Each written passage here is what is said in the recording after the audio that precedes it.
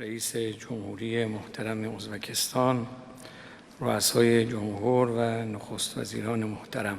Бүткүл ömүрүн Иран элине, өлкөсүнө ак кызмат кылууга арнап өткөн Ирандын маркум президенти Ибрахим Раиси өз элинин эсинде түбөлүккө калуучу унутулгус улуу иштерди жасап кетти. Анын тушунда Иран Шанхай кызматташтык уюмуна толук кандуу мүчө жана БРИКСке да мүчө болду.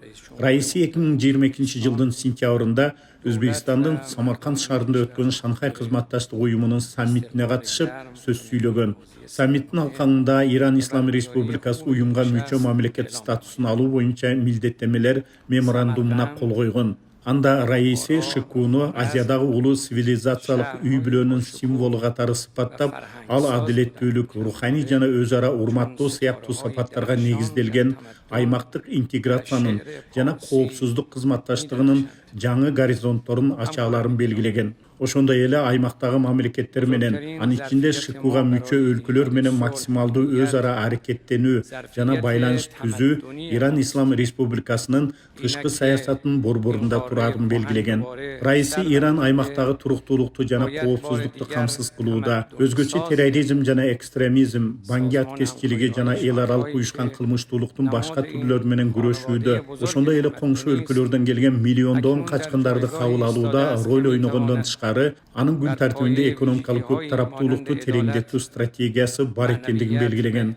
Ирандын Шанхай кызматташтык уюму жана БРИКС сыяктуу маанилүү макулдашууларга көңүл буруусу биздин тең укуктуу жана өнөктөштүккө негизделген эл аралык системаны түзүү үчүн аларга кошулган өлкөлөрдүн аракеттерине катышууга кызыктар экенибизди көрсөтөт деген Иран президенти. Раиси Шанхай кызматташтык уюмуна мүчө болуу Иран Ислам Республикасынын аймактык жана эл аралык саясат тармагындагы маанилүү кадам болуп саналарын кошумчалаган. Ал ошондой эле Иран банк жана каржы тармагында кызматташуу менен бирге энергетикалык коопсуздукту өнүктүрүүнү жактай тургандыгын айтып, Түндүк түштүк жана Кытай, Борбор Азия, Батыш Азия, жер ортолук деңиз коридорлорун өнүктүрүүгө да чоң маани берерин белгилеген.